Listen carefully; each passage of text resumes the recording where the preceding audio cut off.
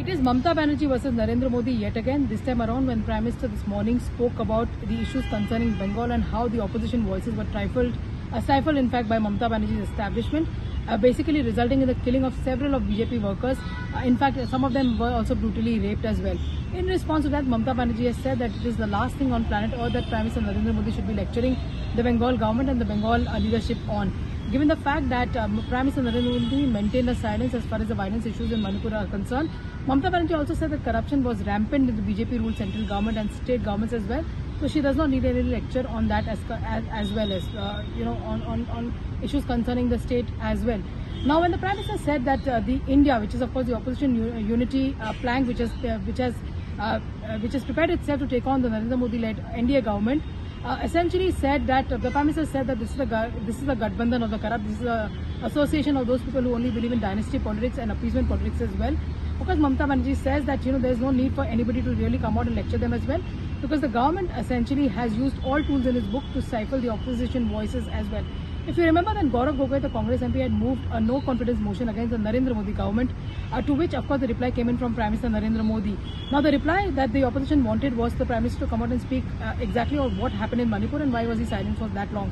But essentially, when the Prime Minister spoke about Manipur, the opposition had already walked out. The Prime Minister then called them out and said that they were not interested in discussion on Manipur, even though the discussion was offered by Union Home Minister Amit Shah. But the opposition parties decided to pay a deaf ear and decided to only play politics as well. So the same issue which was of course highlighted today by Prime Minister Narendra Modi when he spoke about the issue, and he said that we tried very hard to ask the opposition to come to the table to decide on when the discussion on Manipur can take place, but they were only interested in politics on the entire matter as well. A lot of the session that recently concluded, in fact the monsoon session, was washed out because the opposition and the government could not come together to decide on a common platform to discuss the crucial issues concerning Manipur, with the opposition parties calling out the BJP-ruled government states, essentially Haryana and Madhya Pradesh, where a lot of atrocities were committed on women as well as the scheduled caste, scheduled tribes, and also on the Dalits as well. In the run-up to 2024, this is a major face-off that you will see between Narendra Modi and of course the entire opposition. अभी वहां पंचायत के चुनाव हुए। इस चुनावों में TMC ने कैसा खूनी खेल खेला, ये भी देश ने देखा है। पहले चुनाव में इनका तरीका क्या है? पहले तो चुनाव की तैयारी के लिए समय मत दो, बहुत ही जल्दी फॉर्म भरने की तारीख घोषित कर दो। फिर कोई भी विरोधी दल का, कोई भी बीजेपी का व्यक्ति पर्चा ही न भर सके, इसके लिए जो कुछ भी कर सकते हैं करो। और अगर मानो उसने चातुर्यपूर्वक फॉर्म भरने के लिए जगह पर पहुंच भी गया, तो फिर चुनाव लड़ने में अड़ंगे डालना, उनको घर घर जाने नहीं देना, प्रचार करने नहीं देना, धमकियां देना। और सिर्फ भाजपा के कार्यकर्ताओं को धमकाना ऐसा नहीं, वोटरों को भी भयभीत कर देना। और बीजेपी की जो समर्थक रिश्तेदार हैं, उनको भी जीना मुश्किल कर देना, घर से निकलने नहीं देना। और जब वोटिंग होती है तो उस वोटिंग में थप्पेबाजी करना, ये टोलाबाजों की फौज थप्पेबाजी की फौज बन जाती है। सारे गुंडों को कॉन्ट्रैक्ट दिया जाता है, कितने पोलिंग बूथ को कौन कैप्चर करेगा, मतपेटियां उठा करके भागना।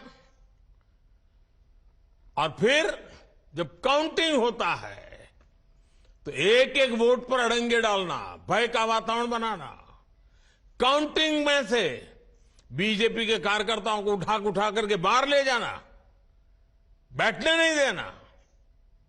इतने जुल्म के बाद भी ये पश्चिम बंगाल की जनता है, उसका प्यार है कि वो बीजेपी के कार्यकर्ताओं को आशीर्वाद देते रहे हैं और बीजेपी के प्रत्याशी जीतते जा रहे हैं। और जब जीत जाते हैं तो उनको जुलूस नहीं निकाल देना। कोई जुलूस निकालने की कोशिश करे तो हमले बोल देना, जानलेवा हमले करना।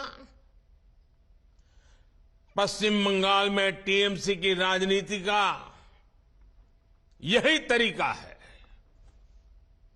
वहां हमारी बहनों को, हमारे आदिवासी भाई बहनों को कैसे प्रताड़ित किया जाता है, ये हम भली भांति जानते हैं।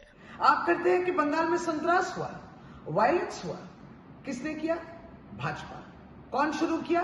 भाजपा। हम लोग और सारे भारतवर्ष देख रही है कि अत्याचार हो रही है भाजपा जहां सरकार बनी है उन राज्यों में, जैसे देख लीजिए उत्तर प्रदेश में, मध्य प्रदेश में, गुजरात में आदिवासियों दलितों पे ऊपर पेशाब किया जाता है, बेइज्जत किया जाता है, मारा जाता है, खून किया जाता है, उन पे बलात्कार किया जाता है। और आप कहते हैं बंगाल के आदिवासियों को नहीं देखती है ममता बनर्जी?